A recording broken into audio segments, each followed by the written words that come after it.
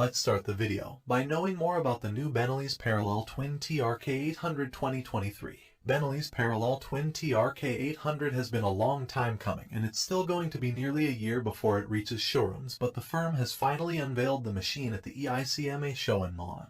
It's an important bike for Benelli. The company's smaller offerings might not make many waves in the UK market at the moment, but the TRK500 adventure bike has been a bestseller in Italy this year, and the firm will be hoping that the TRK800 surpasses that machine's achievements. It's certainly a step forward in terms of appearance. Despite the larger engine, it manages to look sleeker and better balanced than the TRK500 with a typically beak-like nose that melds into the 21-liter fuel tank, throwing in a couple of well-integrated air intakes along the way. Given that Benelli is owned by Chinese firm Qianzhou, and the TRK800 will be manufactured in China alongside the company's smaller models, it's no surprise that the bike is closely related to QJ Motors' SRT 750 adventure bike. The tubular steel chassis appears to be identical to both the QJ motor and the existing Benelli Leoncino 800, and all three bikes use the same 754cc parallel twin engine, itself effectively two-thirds of the 1130cc triple that used to be found on the TNT 1130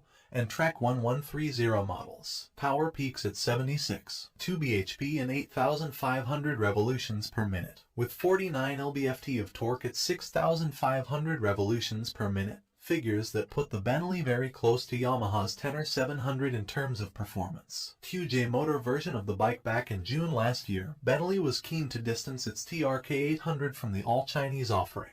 As it turns out, the two bikes do share a large number of components and have very similar styling. Elements like the boomerang-shaped indicators are the same, and the reverse-raked headlights also appear to be shared between the bikes, along with the chassis, engine, and swing arm. However, Benelli has been developing its machine in its traditional home of Pesaro, Italy, where the styling was also completed, so we can be sure that elements like the suspension, brakes, and electronics differ. The TRK's forks, for instance, are Marzocchi upside-down units, where QJ Motor tends to use KYB components, and Benelli's bike has adjustment for rebound, compression, and preload at the front, rebound and preload in the rear, with around 170 mm of travel at either end. The brakes are Brembos, with 320 mm discs, and radial, 4-piston calipers at the front and a 260 mm disc at the back with a single pot caliper. The wheels, 19 in at the front, 17 in rear, get proper off-road tires. Electronics include a 7-in color TFT dash, although the firm has yet to elaborate on how far it's going in terms of smartphone integration and elements like traction control.